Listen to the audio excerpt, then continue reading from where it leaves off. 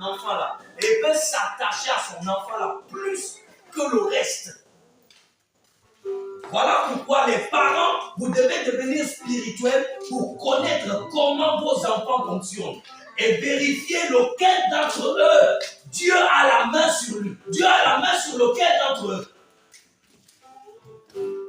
Jésus n'aimait pas Jean pour rien. C'est pas parce qu'il veut aimer Jean. Non. Jésus aimait Jean par rapport à quelque chose. Amen. Amen. Parce que dans le ministère de Jésus, Jean représentait l'homme de l'amour. Jean même était rempli d'amour.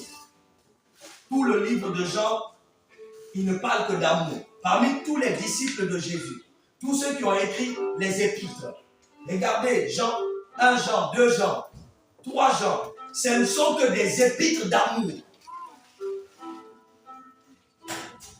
Amen. Remplis d'amour. Voilà pourquoi Jésus aimait. Il est écrit, on aime beaucoup. Du moins, on donne beaucoup à celui qui aime beaucoup. On donne peu à celui qui aime peu. Jésus a donné beaucoup d'amour à Jean parce que Jean était aussi rempli d'amour. Jacob était rallié à Joseph. Il ne savait pas de quoi il s'agit, mais son âme était rallié à Joseph parce qu'il avait compris quelque chose de différent chez Joseph par rapport aux autres. Tout n'est pas que oh, c'est mon fils, c'est mon fils. Non. Mais il y avait du spécial chez cet enfant-là. Et Jacob lui a fait une tunique à plusieurs couleurs. Une robe à plusieurs couleurs. Ce qui signifie beaucoup de choses. L'onction est transmissible dans le manteau. On parlera de ça. Amen. Amen. Ce que Jacob avait fait, une robe, une tunique à plusieurs couleurs pour Joseph seul, il n'a jamais fait à aucun d'entre eux, aucun d'entre ses enfants. Il n'y a que Joseph qui a reçu ce cadeau. C'était la transmission de l'onction de Jacob à son fils.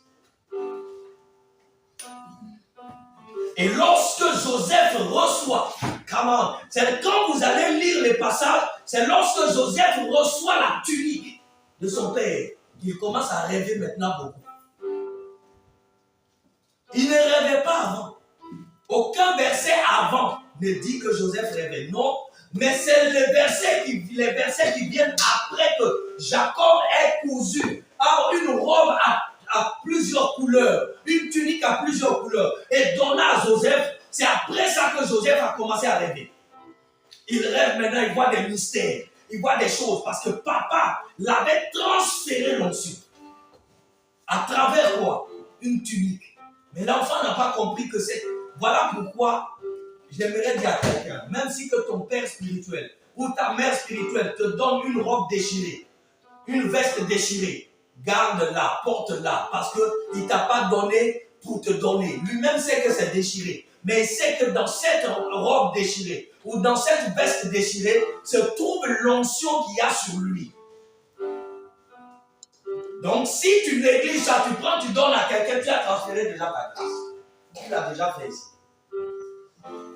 Voyez, on ne fait pas ces choses, soyez spirituels. Amen. Il y a des cadeaux qu'on ne donne pas aux gens. Garde-le soigneusement. Garde-le précieusement. Lorsque ton père spirituel, ta mère spirituelle, prend quelque chose de son cœur et te donne, même si que la chose ne te plaît pas, prends. Ce n'est pas pour te faire plaisir, non. Mais c'est parce que derrière, lorsque Haïti Nabala devait mourir, il a appelé sa fille, Toumasaomba. Il a levé sa veste. Il a donné sa veste à sa fille. Il dit, ma fille porte. Et quand sa fille porte, lui-même s'est mis à genoux. Il dit, prie pour moi.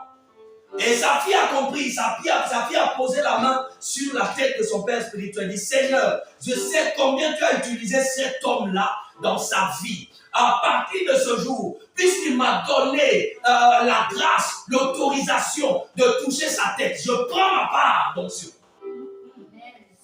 Et son père s'est levé et dit, qui t'a enseigné ces choses? Et son père a dit, Dieu m'a dit que je dois mourir. Cette veste que je t'ai donnée, c'est pour te oindre. Et je t'ai dit de prier pour moi afin de savoir si tu es sage, tu peux supporter l'onction. Parce que Dieu ne donne pas l'onction à n'importe qui. Il te faut la sagesse. Et on a parlé de ça le dimanche. Si tu n'as pas la sagesse, la même onction va te détruire. Cette femme toute Machamba ressuscitait des morts, parlait aux malades qui étaient guéris, ainsi de suite. Donc il y a des cadeaux qu'on ne laisse pas. Quand ton père spirituel te donne un plat à manger, tu peux le donner à quelqu'un. Mais il te donne un vêtement. Le vêtement que lui, il a porté. Et il y a l'odeur de quelque chose dedans. Amen. Amen. Et il porte ça. Il enlève, il te donne. Mon frère, garde ce vêtement précieusement. Parce que dans le vêtement, là, se trouve quelque chose qui révèle ton avenir. Élisée a reçu l'onction dans le manteau. Joseph reçoit l'onction dans le manteau. Et Joseph, lorsqu'il reçoit, c'est là maintenant que Dieu va commencer à ouvrir ses yeux. Donc vous voyez, Jacob, son père, était d'abord prophète, avant lui Joseph. Et lui aussi, il a reçu le manteau de son père. Amen. Amen. Abraham, il est l'homme qui a été appelé le premier prophète sur la terre, dans toute la Bible. Dieu l'a appelé prophète. C'est Dieu même qui a donné le nom prophète pour la première fois sur la terre à Abraham. Et lorsque Abraham passe, son manteau vient sur son fils Isaac. Isaac était un prophète. Et quand Isaac passe, son manteau vient sur Jacob, le fils d'Isaac. Et quand Jacob aussi doit passer, le manteau vient sur Joseph. Parce que l'onction ne meurt pas, c'est un esprit. C'est le Saint-Esprit. Un esprit ne meurt pas. Dis à ton voisin, la grâce que Dieu t'a donnée d'avancer dans la vie, selon le plan spirituel, ça ne peut pas mourir. Amen. Ça ne meurt pas. Quelqu'un peut dire, oh, on a volé, on peut voler ta grâce. D'accord? On peut bloquer ta grâce. Mais cette grâce ne meurt pas, ça peut revenir à toi parce que c'est un esprit. Mais il y a des principes à suivre, à pratiquer. Amen, amen. Amen. Lorsque Jacob lui-même, qui est jumeau, et ils étaient dans le ventre de leur mère, Rachel, dis-moi ça, Rebecca. Jacob et son frère Esaü, jumeaux, étaient dans le ventre. Dieu révéla à leur mère, Rebecca, tu as deux nations dans ton ventre. Tu as Israël et Édom dans ton ventre. Mais le plus petit, le plus jeune,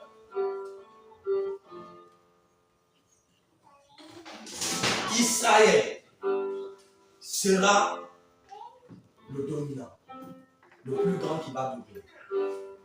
Lorsque Rebecca voit ce rêve, elle se lève, elle ne dit pas ça à son mari, Isaac. Elle cache ça dans son cœur, elle repasse. Ça reste à la mémoire. Et lorsque les enfants doivent naître, ils viennent jumeaux. Et Saül sort en premier sa main.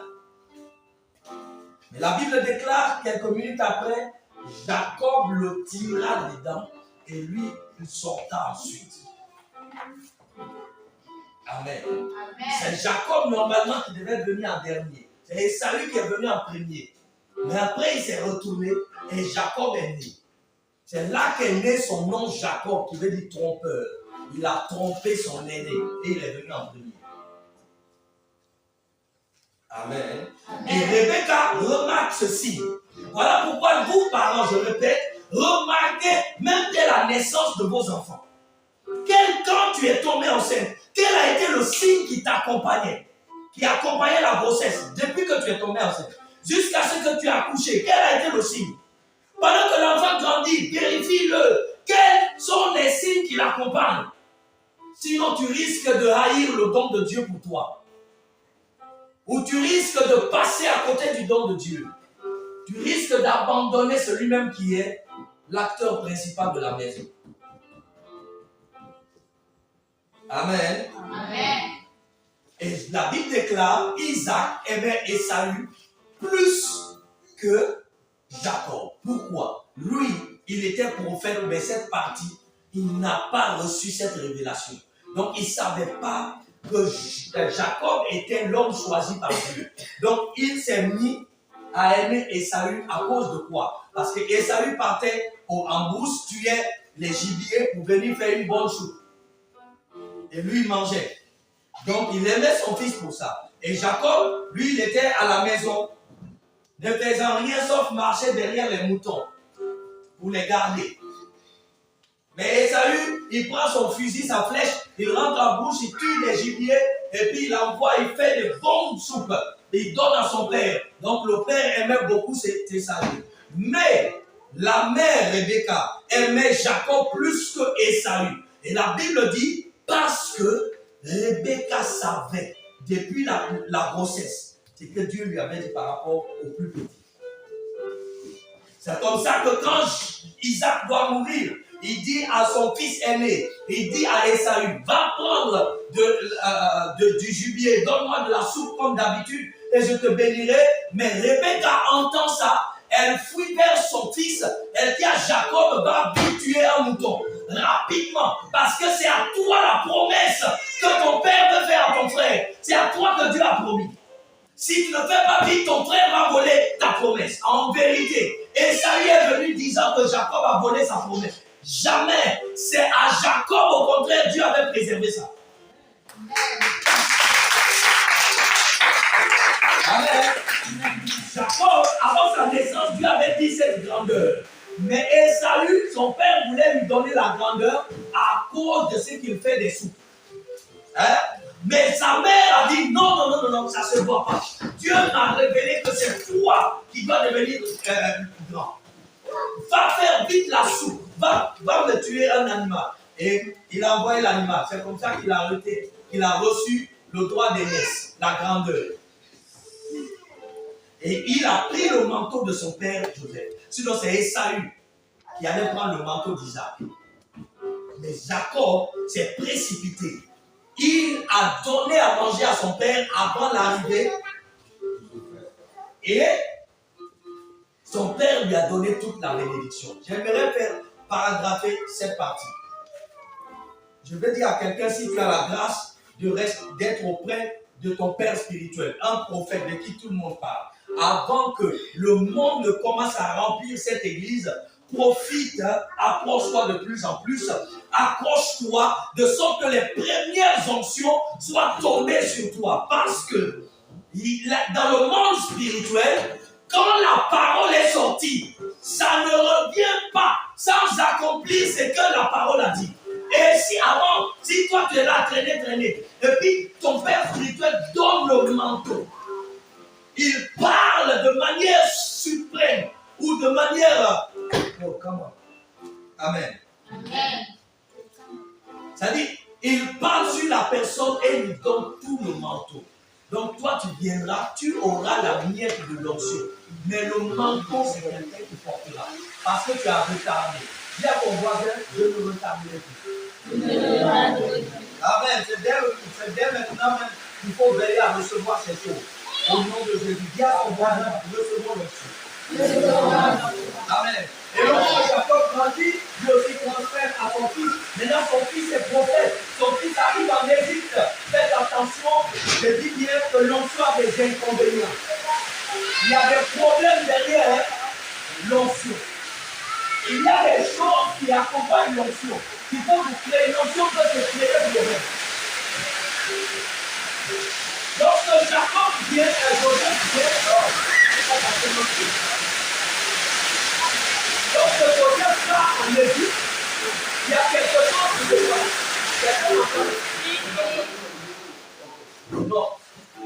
Le micro, si on branche au courant là, l'heure est déjà la ça, donc il faut le montrer. Amen. Amen. On va se gérer comme ça, ça va aller. Amen. Amen. Donc, lorsque Jacob devait part en Égypte, il rencontre des gens de différentes cultures, des gens qui ne sont pas de leur nation, qui ne sont pas les Israélites. Amen. Des gens qui vivent dans autre monde, qui ne connaissent pas le Dieu du Père de Joseph. Ils veulent connaître le Dieu d'Égypte, la magie. Amen. Si je suis l'entendez,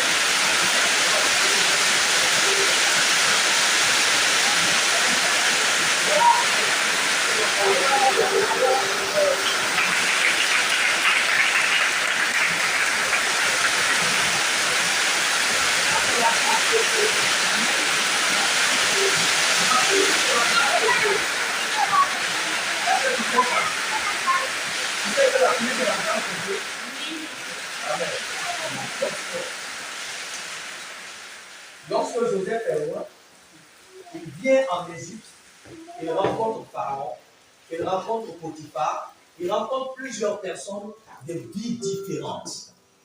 Amen. Il y a quelque chose qui se produit là. Les amitiés peuvent changer ton comportement. Voilà pourquoi on dit souvent que le milieu change l'homme.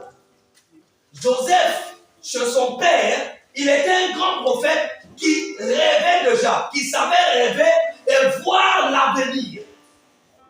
Joseph rêvait, voyait l'avenir, il comprenait ce qui allait se passer dans l'avenir. Et lorsqu'il arrive chez Potiphar, dis avec moi, Joseph arrive à ce petit Potiphar. Amen. On le place là comme chef des esclaves. Et après, quelques années plus tard, à 30 ans juste, on fait sortir Joseph de la prison pour aller expliquer un rêve à Pharaon. Quelqu'un me suit? Oui. Parce que le rêve que Pharaon avait fait, aucun magicien en Égypte n'avait pu expliquer ça. Sauf Joseph. Avant que Joseph n'aille expliquer le rêve de Pharaon, il avait déjà expliqué le rêve de 2 serviteurs de Pharaon. Amen. Amen. Un était les chansons. Amen. 2 étaient le porteur de pain. Et les 2 avaient rêvé en même temps en prison. Parce qu'ils avaient déconné dans leur poste. Et Pharaon les avait jetés en prison dans la pièce où il y avait Joseph. Et quand ils ont rêvé une nuit, chacun a expliqué. Celui qui est porteur de pain, il a dit cette nuit j'ai rêvé et j'ai vu que j'avais 3 paniers de pain sur ma tête. Et j'ai vu un oiseau qui est venu picorer le panier, le pain dans le panier. Et Joseph lui a dit, ton rêve est très simple. Dans 3 jours, Pharaon va te pendre. C'était un prophète qui savait expliquer les rêves. Et quand il explique, c'est total. Parce que dans le don prophétique aussi, il y a différents couloirs. Amen. Amen. Le second dit, moi j'avais 3 bols de vin. Je partais donner au Pharaon. Et il souriait. Et dans le rêve, il était d'accord avec moi. J'ai même commencé à servir les gens. Et Joseph dit, ok, toi dans 3 jours, tu vas reprendre ton travail. L'autre dans 3 jours. Vous sortirez le même jour dans 3 jours. Mais l'autre, l'un sera pendu au poteau. Il ne sera pas pardonné. Sa faute ne sera pas pardonnée. Mais l'autre sera accepté. Pourquoi c'est le porteur de vin qui a été accepté et le porteur de pain est mort? Quelqu'un veut cette révélation? Parce que le vin représente l'onction. La Bible déclare, le vin réjouit le cœur des rois. Le vin, c'est un liquide qui représente l'onction de Dieu. Mais le pain est même mentionné parmi les tentations de Lucifer face à Jésus. Prends si tu es fils de Dieu, ce caillou la transforme en pain et mange. Donc le pain est une formule de tentation dans la Bible, dans la révélation. Dans le Réma, le pain est une formule de tentation. Toi, tu veux gêner. La première des choses, c'est quoi? Le diable te tente avec le pain, avec la nourriture.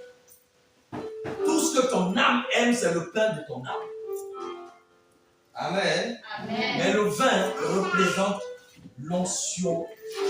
Lorsque dans Juge, les arbres se mettent ensemble et puis ils poignent l'olivier.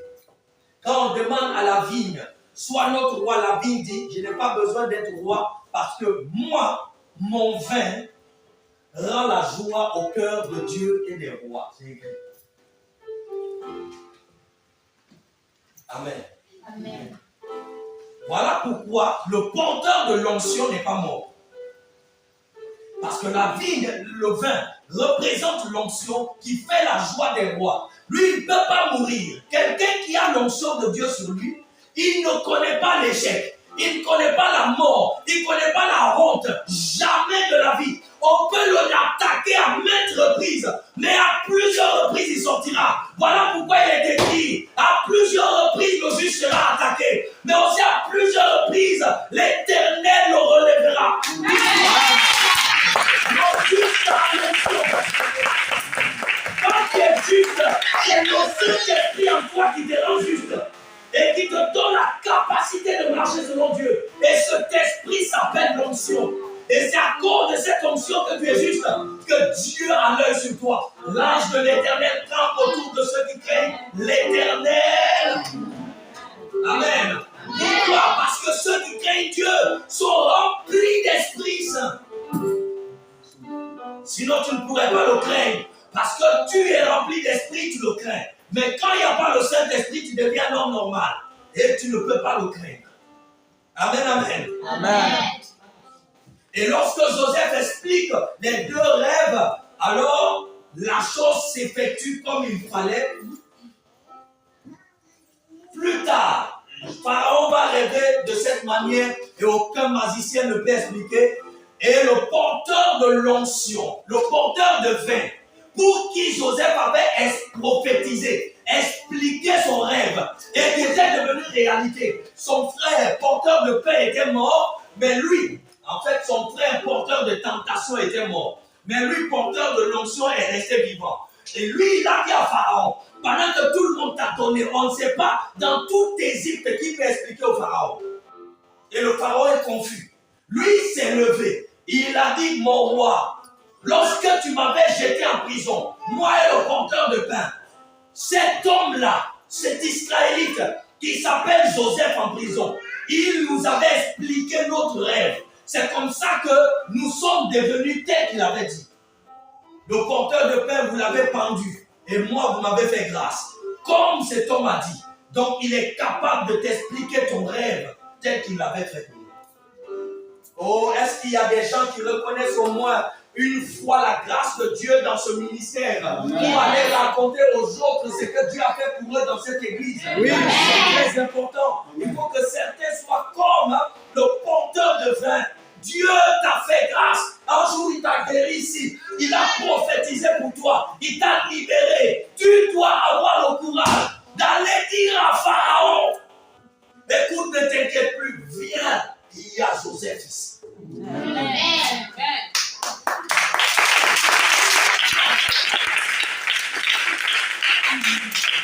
Amen. Et lorsque Joseph entre, on prend Joseph, on le lave, on le fait rentrer, il explique au Pharaon comme il se fait. Mais laissez-moi vous dire, tous les rêves que Joseph faisait depuis chez son père et l'explication du rêve des deux serviteurs de Pharaon et l'explication du rêve de Pharaon, tout était fait sous le régime de l'onction authentique de Dieu. C'est l'onction authentique de Dieu qui permettait à Joseph de rêver pour voir l'avenir. La tunique, c'est la même tunique, l'onction authentique, qui permettait à Joseph d'expliquer les rêves des deux serviteurs de Pharaon. C'est la même tunique, l'onction, qui permettait à Joseph d'expliquer le rêve macabre du Pharaon. Amen. Amen. La même onction authentique, propre, ni rude, ni tache de Dieu, c'est ce que Joseph utilisait à ce temps. Mais écoutez ce que la Bible dit. Lorsque Joseph finit d'expliquer le rêve à Pharaon, Genèse 41, verset 44, il est écrit, il dit encore à Joseph, je suis Pharaon, et sans toi personne ne lèvera la main ni le pied dans tout le pays d'Égypte. Verset 45, Pharaon appela Joseph du nom de Sathnapanea et lui donna pour femme Asnath, fils de Potiphéra, prêtre d'On. Et Joseph partit pour visiter toute l'Égypte. Je m'en vais vous dire comment est-ce que l'onction de Joseph avait été démunie. L'onction de Joseph avait été mélangée, fusionnée par la magie. 1. Le pharaon en Égypte est reconnu comme Dieu. Mais comme le Dieu suprême, créateur. Les Égyptiens ne connaissent pas le Dieu vivant. Donc c'est Pharaon qui est le premier Dieu vivant. Amen. Et Pharaon avait une bague qui attestait son autorité divine sur le pays. Est-ce qu'on se comprend? Maintenant, lorsque Joseph devient gouverneur, Pharaon fait quoi? Pharaon ne donne pas son trône parce qu'il veut rester le seul Dieu. Mais Pharaon prend ce qui atteste son onction. Pharaon prend son anneau. Dans l'Apocalypse, la Bible parle de l'anneau de Christ. Hein? La Bible dit, il nous a donné son anneau, son cachet. Et chaque enfant de Dieu porte l'anneau de Dieu sur le front. On se comprend. Et le diable, lui aussi, il amène sur le front et sur la main. Apocalypse 13. Les 666. Maintenant, Joseph vient avec la tunique de son père, l'onction paternelle, l'onction authentique de Dieu. Et Pharaon va enlever aussi sa bague magique qui l'authenticifie comme Dieu sur Égypte, qui lui donne l'autorité divine selon la culture égyptienne sur l'Égypte. Il donne à Joseph. Il lui dit, tu portes les mêmes anneaux que moi. Seulement, on n'est pas sur le même trône. Parce que Satan est jaloux. Et il est resté sur son trône. Il a donné un autre trône à Joseph, mais avec les mêmes signes magiques. Et Joseph a porté la bague. Et toutes sortes de bagues n'est pas portable. Voilà pourquoi les esprits de nuit, quand ils veulent régner dans ta vie et te déformer, ils te donnent des choses pareilles. Et lorsque tu prends, ta vie devient telle qu'ils veulent. C'est eux qui dirigent ta vie. Comment? Je parle à quelqu'un ici. Oui. Je déclare des traits établis ce soir. En dehors de ma bague, en dehors de la bague de Dieu, si tu as porté autre bague spirituelle, je connais cela. Amen. Dis à ton voisin, j'enlève la bague. J'enlève la bague de Pharaon. J'enlève la bague.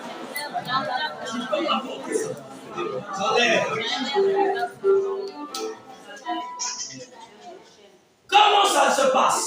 Ne sois pas avec un père, étant avec un autre père encore. C'est un mélange, frère, ça te détruira. Ça ne rentrera pas dans ton bien. Tous ceux qui étaient avec un père et qui ont dans le secret un autre père, 2, 3 personnes, tu entends, ils sont là. Amen. Amen. Quand ils viennent devant toi, tu es notre père. Mais après encore, dans leur langage, mon papa est là-bas. En fait, on ne comprend pas, ils ont combien de pasteurs. Frère, ça te détruira parce que tous ces gens n'ont pas les mêmes onctions. Et il y a d'autres onctions qui ont été déjà détournées, maniées par le diable, changées. Donc si tu ne fais pas attention, tu peux mélanger ta propre vie. l'autre est prophète, l'autre est évangéliste, l'autre est apôtre, l'autre évangéliste. Et toi, tu cours au milieu. Maintenant, Dieu te donnera quoi? Tu es évangéliste, tu es prophète. La tunique a été enlevée par Exarch. Où on a mis? On ne sait pas. Qu'est-ce que tu portes maintenant? Ce sont les longs trucs des Égyptiens, pharaonal. Maintenant, Joseph est devenu pharaon. Amen. Amen. Le manteau a été changé par autre chose. Et c'est comme ça que plusieurs personnes vivent le contraire de leur vie normale qu'ils devaient vivre. Ce soir, je déclare décret établi. Tout pharaon qui a changé ton manteau, j'annonce sous la puissance de l'onction que pharaon amène ton manteau. Amen. Que le manteau mandat de ton père. Amen. Que ton manteau vienne à toi. Amen. Ils ont changé les vêtements de Joseph. D'ailleurs, avant que Joseph n'arrive, ce pharaon, ses frères étant utilisés, ont déchiré son manteau. Et le reste des manteaux qui l'accompagnent, pharaon aussi a changé. En fait, Joseph est dépouillé de toute la grâce de Dieu. Maintenant, tout ce qui l'anime maintenant, c'est la culture égyptienne qui l'anime. Cela ne sera pas ta portion au nom suprême de Jésus. Amen. En dehors de ce qu'on change son manteau, on change ce que son père l'avait donné comme onction, comme manteau d'onction. Pharaon prend une femme qui est la fille du grand prêtre d'On, le premier prêtre. Après Pharaon en Égypte, On est le deuxième Dieu. Et on dit Asnath, fille du grand prêtre d'On, va devenir la femme de Joseph, qui a détourné Samson. Ce n'est pas une femme. Et c'est comme ça que Asnath a détourné Joseph. Joseph a oublié sa culture. Joseph a oublié qu'il était juif. Joseph a oublié qu'il était fils de prophète authentique de Dieu. Et Joseph a commencé à suivre les règlements que sa femme l'ordonnait. Est-ce qu'on se comprend? Et ce sont les femmes qui ont mis Salomon dans le péché jusqu'à ce que Salomon est mort, allez en enfer. Dieu l'avait dit, tu ne mélangeras pas Dieu. Mais qu'est-ce qui se passe? Salomon avait 1000 femmes, 7 femmes mariées et 300 femmes concubines. Et toutes ces femmes, chacune d'elles l'amenait dans sa culture. Mélanger. Et maintenant, il mélangeait les dieux. Et Dieu dit, tu n'es plus digne de rester sur mon trône. Faites très attention d'avoir plusieurs repères. Car avoir plusieurs repères, c'est de suivre 2 lièvres à la fois, 3 lièvres à la fois, 4 lièvres à la fois. Tu ne rattraperas aucun des lièvres, mais toi non plus, tu n'iras nulle part, tu ne deviendras rien. Les lièvres, eux, vont continuer à évoluer. Parce que tu ne pourras pas les attraper, mais c'est toi qui es perdant. Si tu veux évoluer dans la vie, regarde un seul lièvre à suivre. Regarde une seule église, un seul frère, et suis une seule onction, et suis-la. J'ai dit de suivre là. Amen. Parce que vouloir suivre telle et telle onction, tu risques de perdre toutes les onctions.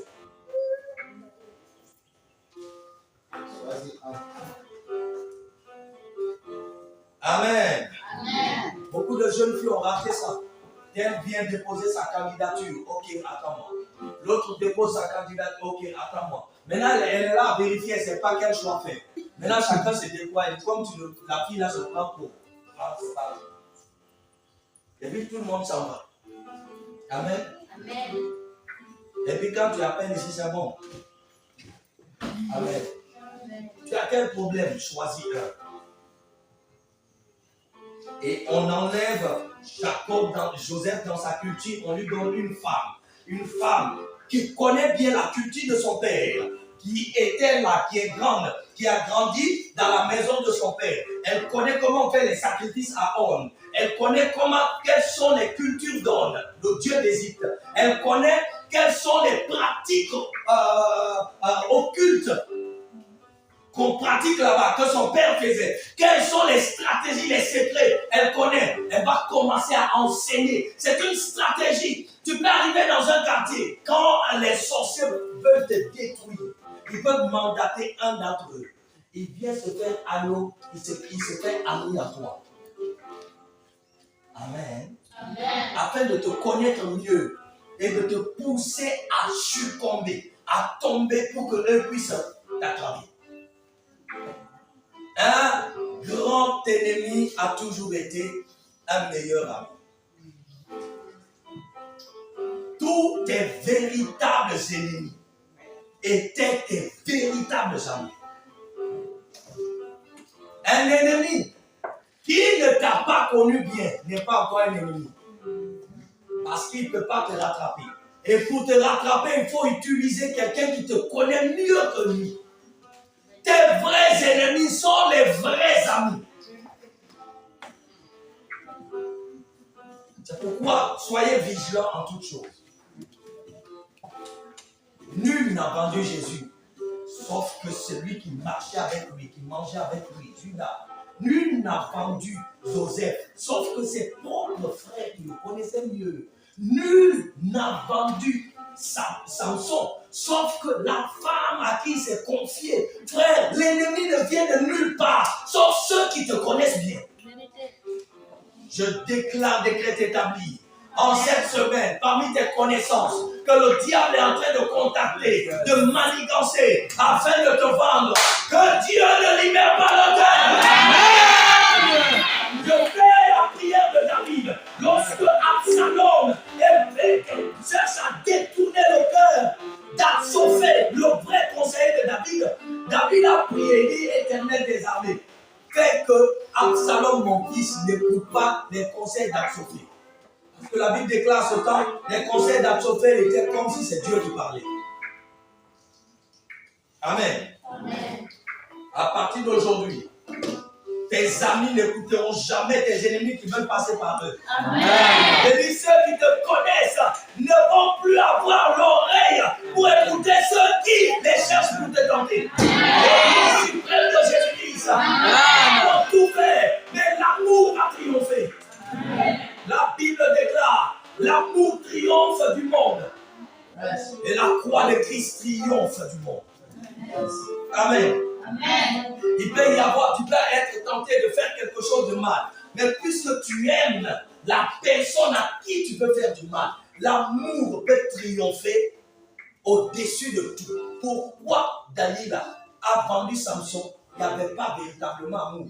Elle était là par matérialisme. C'est pourquoi quand on l'a présenté l'argent pour vendre cet homme, elle a fait. Pourquoi les frères ont vendu Joseph? Parce qu'ils n'aimaient pas Joseph. Il n'y a que le matérialisme qui les liait. Voilà pourquoi, lorsqu'on les a présentés, les mondialistes ont présenté l'argent, ils ont vendu leur frère. Pourquoi Jésus a été vendu? Parce que justement, Judas ne l'aimait pas. Judas aimait l'argent. Amen. Amen. Joseph va être mélangé. Tu ne seras jamais mélangé. Amen. Dieu ne mélangera jamais ton onction. Amen. Dieu ne permettra jamais que ton onction soit mélangée. Amen. Lorsque Joseph marie cette fille-là, ils vont rentrer maintenant dans plusieurs domaines avec son père, le grand prêtre. Des fois, il va aller rendre visite à son beau-père. Son beau-père va dire, mon fils, accompagne-moi ici. Ils vont rentrer dans le temple d'On. Ils vont rentrer par-ci. Son beau-père va l'enseigner. Son beau-père va dire à son fils, à sa fille, dis à ton mari, voilà les principes qu'il doit suivre. Et la femme est servie par le pharaon secrètement pour enseigner Joseph. Et Joseph commence à devenir ce qu'il ne devait pas devenir normalement. Je déclare, décrète établi. Si tu es devenu autre chose que ce que Dieu attendait de toi, reviens au nom de Jésus. Amen. J'ai dit, si tu es décidé, si tu es devenu autre chose que ce que Dieu lui voulait faire de toi, reviens. Lazare, sors de la tombe. Parce que Dieu n'était pas prêt que Lazare meure. Car il est écrit sur sa mort, cette maladie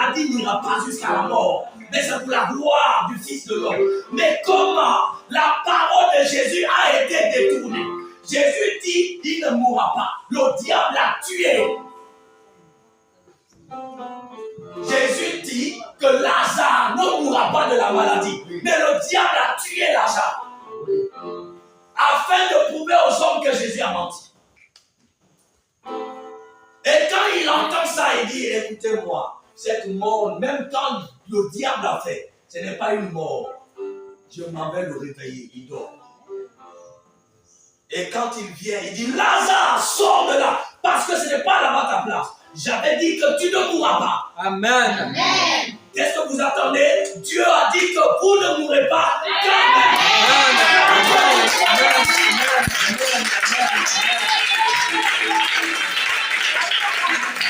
Romains 8, verset 1, il n'y a plus donc de condamnation pour ceux qui sont en Christ.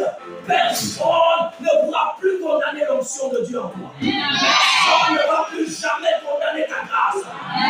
Peu importe les mains qui te condamnaient, ce soir, toutes tes mains sont brûlées. Au nom suprême de Jésus-Christ. Amen. Alléluia. Amen. Dis à ton voisin, Dieu me libère ce soir. Dieu me libère ce soir. Répète encore, Dieu me libère ce soir. Dieu me libère ce soir. Regardez ce que Joseph va devenir. Plus tard, on va lui donner une coupe, une tasse royale dans laquelle Joseph doit commencer à boire. Avant, il buvait dans les cruches de son père. Une cruche sale, peut-être, mais une cruche remplie d'onction. Il y aura des gens, des pharaons, qui vont venir pour polluer ta nature. La grâce que Dieu a mis en toi, chacun va se présenter. Mon fils, quand Dieu commence à t'élever, fais attention. Parce que les gens vont t'aimer beaucoup. Mais ce n'est pas tout le monde qui va t'aimer pour ton succès.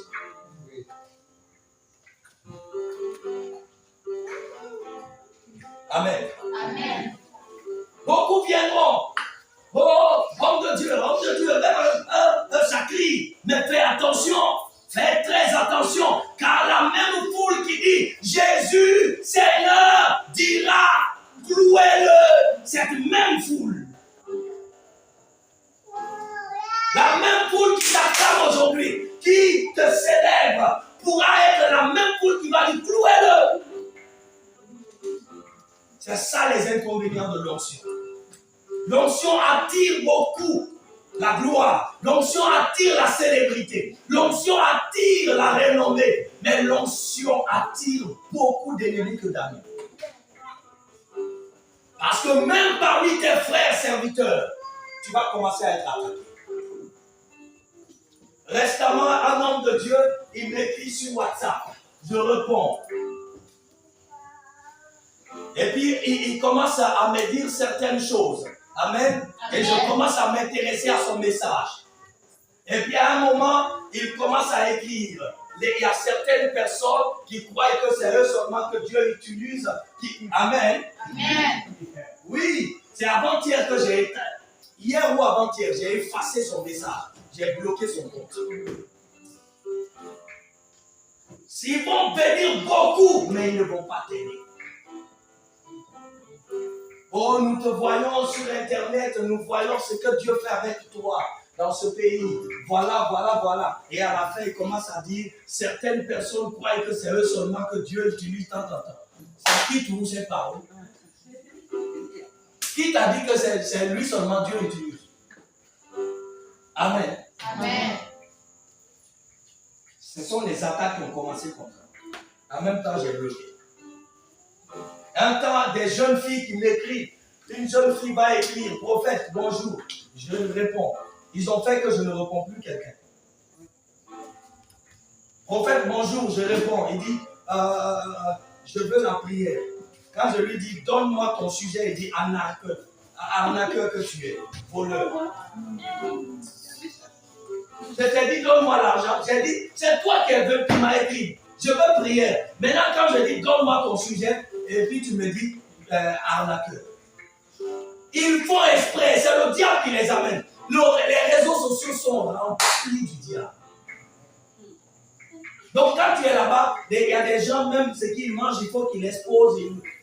Regardez, moi je mange du riz là. Quand il a porté maillot de bain, quand il fait pas regarder. C'est-à-dire que chaque chose, sa vie, même sa chambre est exposée sur les réseaux sociaux, frère. C'est que toi, tu es à 1,0% de la mort. Près de la mort. Amen. Amen. Parce que tu as pris ta vie comme ça, exposée aux yeux de tout le monde. Les réseaux sociaux, tout le monde voit. Et c'est pas tout le monde qui t'aime. Il y a des choses qu'on postule, il y a d'autres choses, c'est écrit. Amen, amen. Amen. Faites très très attention aux choses que vous faites en vous vendant vous-même. Parce que ça peut vous détruire. Dis à ton voisin, je ne serai jamais détruit. Je ne serai jamais détruit. J'ai dit, dis à ton voisin, je ne serai jamais détruit. Je ne serai jamais détruit. Au nom suprême de Jésus-Christ. Amen, amen. Amen. Verset 5. Genèse 44. N'avez-vous pas la coupe dans laquelle boit mon Seigneur et dont il se sert pour deviner? Vous avez mal fait d'agir ainsi. Écoutez, je répète. N'avez-vous pas la coupe dans laquelle boit mon Seigneur et dont il se sert pour deviner? Pour deviner. La devinette, vous comprenez? C'est une pratique magique. L'astrologie. Ceux qui ont étudié les astres, les étoiles, ils peuvent regarder les étoiles et puis dire ton avenir. Regarder la lune, dire ton avenir. Ils peuvent venir et dire tends ta main. Ce sont les astrologues, les magiciens, les divinateurs, les gens qui parlent avec les morts. Ils voient ta main comme ça, ils voient les traits. Ils disent toi tu seras ceci, tu seras cela, et c'est ça.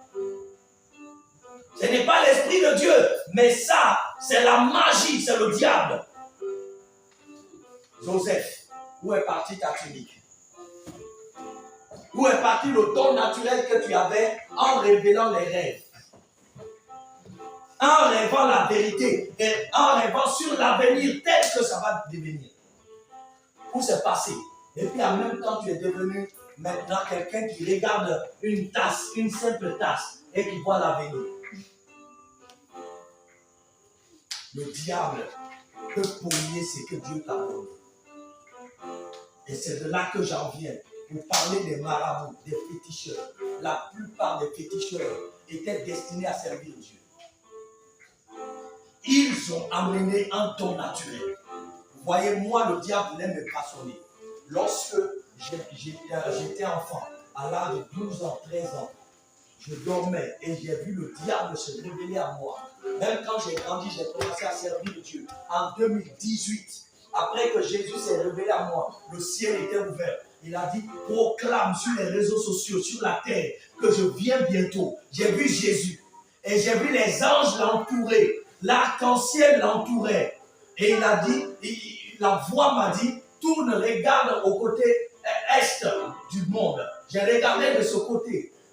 Une grande plaque, panneau publicitaire, était placée en haut là-bas. C'était écrit, je renouvelle toutes choses. Mais c'est écrit dans l'Apocalypse. Et la parole, je renouvelle toutes choses, en haut était le sang.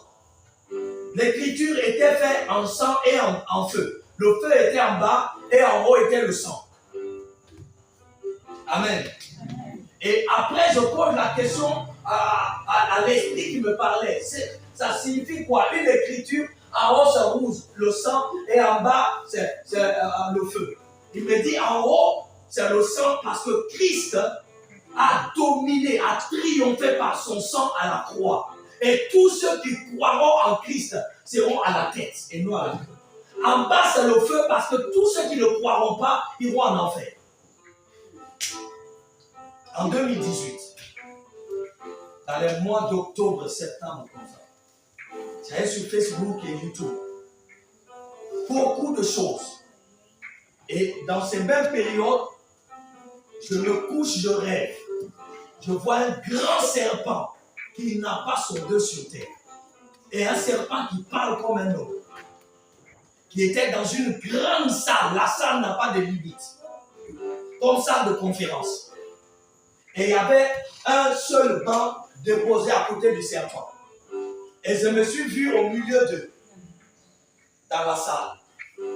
Et il y avait deux personnes qui étaient assises dans le banc, de part et d'autre, dans les extrémités. Et moi, je devais m'asseoir au milieu. Et je me suis assis. Et le serpent s'est déplacé. Le serpent s'est déplacé, allé devant nous. Il a commencé à parler. Il était un serpent. Sa longueur est illimitée. Mais il parlait comme un homme, comme je vous parle. Et on entendait sa voix. Mais je savais qu'il parlait en homme. Mais ce qu'il disait, je ne comprenais pas le sens. Amen. Mais les deux autres comprenaient le sens. Et j'ai dit, mais qu'est-ce que je fais assis ici? Et puis ce serpent me parle alors que je ne comprends même pas ce qu'il me dit. Et l'esprit m'a dit, pendant dans mon rêve, c'est parce que tu n'es pas de leur camp que tu ne comprends pas ce qu'il dit. Et je me suis levé par force. J'ai eu du coup une force. Devant le serpent, je me suis levé pour sortir de la salle.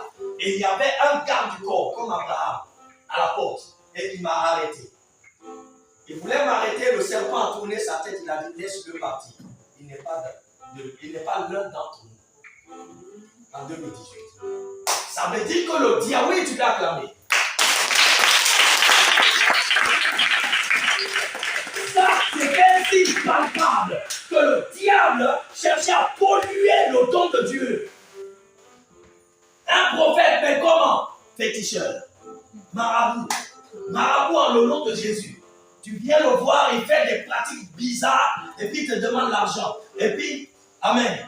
Vous comprenez? C'est comme ça que plusieurs, appelés par Dieu lui-même, sont devenus aujourd'hui des troqueurs. Des gens qui demandent maintenant de l'argent, des millions pour prier pour les gens. Tu veux que je prie pour toi? Va acheter le vin. Ou bien tu dois me donner 500 000 pour acheter le vin. Après les 500 000, j'ai besoin que tu me donnes 5 millions. Parce que ces genres de prières, il nous faut des moments de jeûne. Mais si tel est le cas, la Bible dit, vous avez reçu gratuitement, donné gratuitement. C'est à la personne volontairement de reconnaître Dieu dans ses actions et de lui rendre action de grâce. On n'impose pas comme un prix. Il faut l'enseigner qu'il faut reconnaître ce que Dieu a fait et puis lui faire action de grâce. Mais il ne faut jamais lui imposer un prix. Là, ce n'est plus Dieu. Et la plupart des gens qui font ça ont commencé vraiment dans la vérité par Dieu comme nous sommes. Mais puisqu'ils n'ont pas été vigilants comme certains hommes de Dieu, ils sont tombés dans le piège comme Joseph. Pharaon, le diable les a détournés. Maintenant, ils ne font que servir dans le don de Dieu diaboliquement. Ils utilisent le don de Dieu. Il a la voyance. Tu viens le voir, il va te dire ta vie. Il te dit beaucoup de choses. Mais il fait ça uniquement pour le diable. Ce n'est plus Dieu qui est le moteur qui conduit. L'onction est restée là. Mais a été falsifiée, changée, modérée. Amen.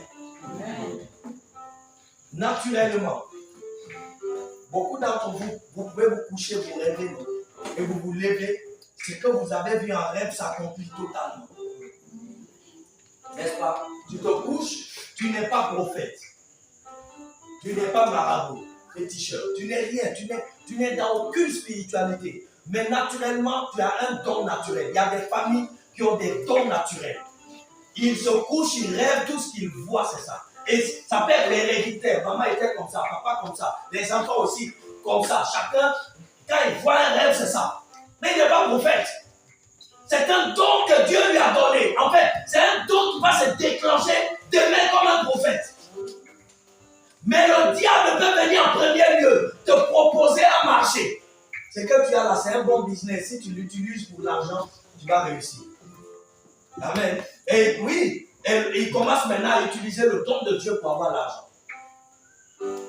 Alors qu'il a commencé simplement à rêver, il dit aux gens, j'ai rêvé, j'ai vu ça. Et la personne parle, il dit, ah, toi, le rêve que tu avais fait, c'était devenu ça.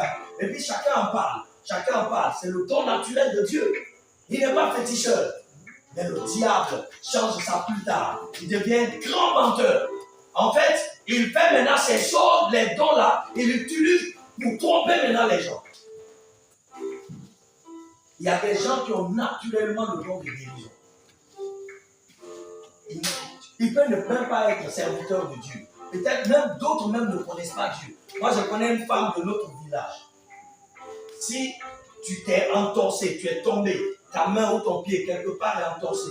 Si cette femme attrape seulement la partie, elle masse la partie. Ici, le lendemain, tu vas voir que c'est calme.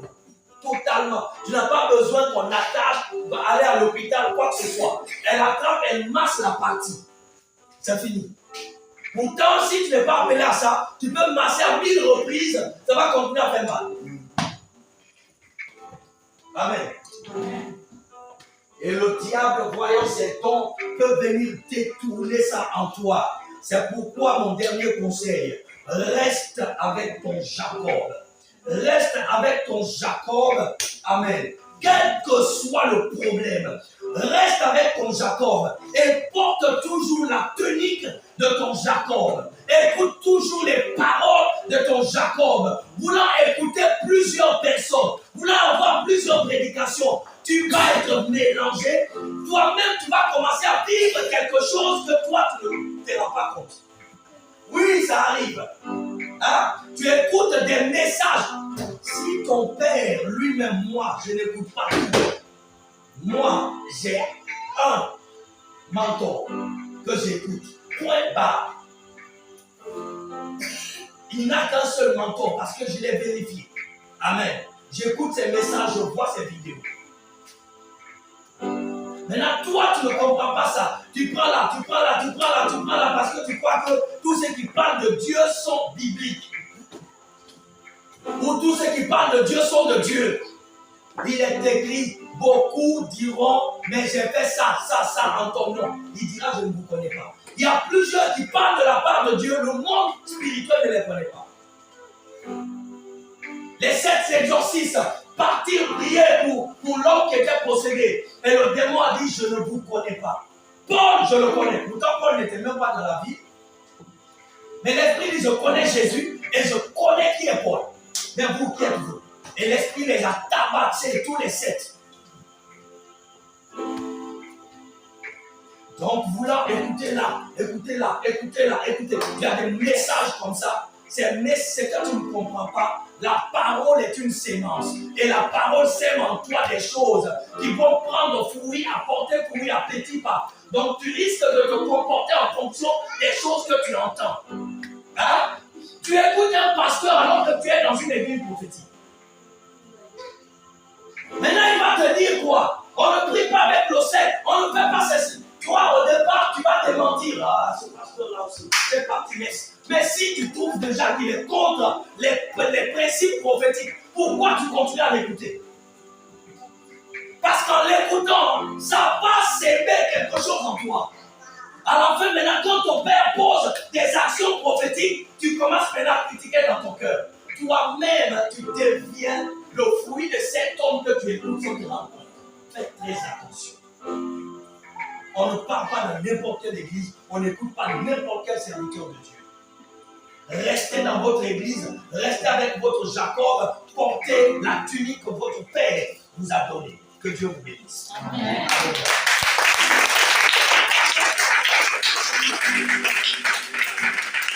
Amen. Alors, on va te tenir debout. Nous avons juste quelques sujets avant de partir à la maison.